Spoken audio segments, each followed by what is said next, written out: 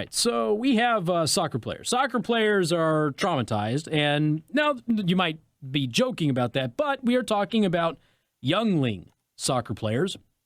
So we have, I guess, is it high school? But anyway, you're looking at the soccer player thing. I want you to listen to this story because I pick up on different things, I guess, than the average person does when they listen to these things, and I've been reading various accounts of this story in reaction to this particular story out there, and I just want you to listen to this. You can give me your honest reaction to this, and again, if I'm just being a meanie, which I've been known to do, if I'm just being a meanie, you can feel free to let me know at 574-2595-95-3. But I'll play the story, and then I'll give you my reaction to this. I could just see like the hurt and pain on their face. Hurt and pain, Beloit Memorial girls soccer coach Brian Denew says, caused by taunts directed at Black and Latina players. They came off the field and weren't able to finish the game because they were just too upset and distraught about what was happening to them. One of the girls, was kind of cradled in the arms of one of our assistant coaches for, a good 15, 20 minutes. He says a small group of Elkhorn students chanted racial slurs and things like Donald Trump build that wall at players. He says even though the chants came from just a few, the impact they have will last forever. Those are just words that you'll never be able to take back from those kids, and an experience that you wish you could take back because it was really, really disturbing for them. Elkhorn district officials tell News 3 the district confirmed some of its students chanted offensive things at Beloit's players, and it's looking into what happened. Denew says he wants Elkhorn students to think about the pain they've caused. I'd like them to just kind of take in what they said. Think about their words before they say them. My guess is that they're good kids that have some really, really bad ideas in their head. Pain he hopes his players will never have to experience again. Bad ideas like building a wall. Again, producer Tim, I have questions. Because you can go and do a Google search for soccer players, Trump build that wall, and you will get inundated with links about how fans were using racial taunts or racist taunts against these Latina soccer players. Every reference that I have found has simply been Trump build that wall. Now, I would assume if it's going to be racist or racial that, and again, I know I'm assuming unreasonably, that it would be, like actually racist or racial. Now, here's the thing. I'm not defending the kids for taunting. However, I am going to criticize this coach that you just heard, and I am going to criticize the high school girls who were so hurt by this that they could not continue the game. Are we really raising people to be that pathetic and weak? Are we? Now, I know that many of you, your natural gut reaction is, yeah, of course. For the rest of you, you go, oh my gosh, I can't believe that Casey is saying this about these poor, innocent little girls, high school girls, who were victimized by Donald Trump through proxy.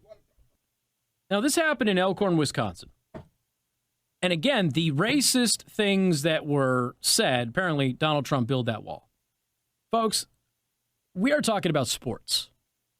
And in particular, we are talking about soccer. Do you realize that taunts like this at soccer games and all sporting events, actually, but especially in soccer games, is the norm? It's not just common, it's the norm. Have you ever watched an international soccer competition where Germany is playing?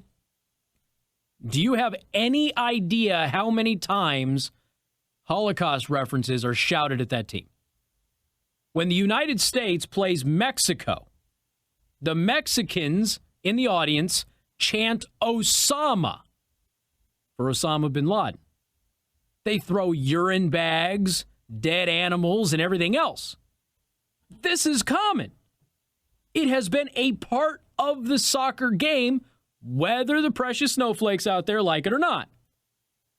But my problem is, I'm not defending the kids who are taunting here. I'll let you decide whether or not what they said was offensive. My point is, high school girls who are getting ready to vote, who are getting ready to go out into the real world, who are getting ready to be adults, are so hurt by somebody saying Donald Trump built that wall that they had to be coddled by somebody for 20 minutes and could not continue a sporting event. What on God's green earth are we doing to our kids? Can you imagine how history would have been different if athletes or other individuals had quit or given up simply because somebody in the crowd said a mean thing to them? And I know there's many of you out there go, oh, these poor girls, these poor girls. Shut up. They need to grow up. They need to become adults. They need to thicken their skin. They need to harden up a little bit, because I got news for them. They're going to get out into the workforce, and somebody's going to look at them and go, hey, you really suck at this job. You better get better at it, or I'm going to fire you. And they are not going to have somebody to bury their head into and sob for 20 minutes, and they certainly aren't going to get anywhere if they just go, well, I just quit that, and go home. So what? Yet a couple of rinky-dink stupid people saying build that wall, and you happen to be Hispanic. Who cares? Go out there and win. Or, I don't know, maybe look at them and go, hey, that doesn't affect me. I'm here legally. Maybe do that. I don't know, look back at them and go, man, I bet you wish that... no, I'm not going to say that. I was going to say something inappropriate. How can I clean this up? I don't know, you can look back at them and go, I wish your mom had built the wall. That way you wouldn't have been born. There we go. That's a clean version of what I was going to say. But we're raising such weak, pathetic kids. And I wrote a column many, many years ago. It's based on the Red Robin story.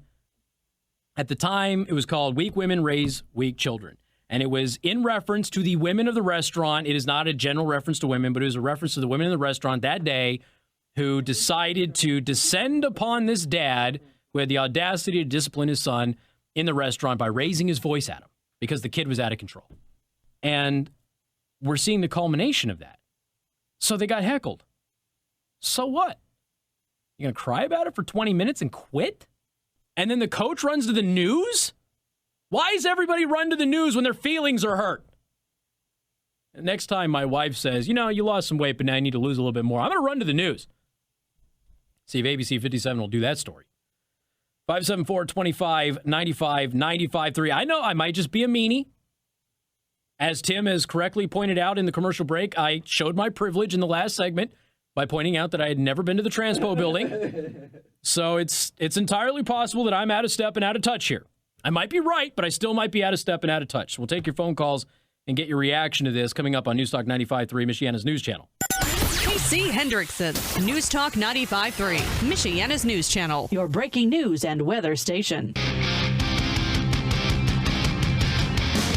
As many people have rightly pointed out, strawberries is the proper terminology to describe softies like this. Precious snowflakes is another common term. We prefer strawberries here on the program.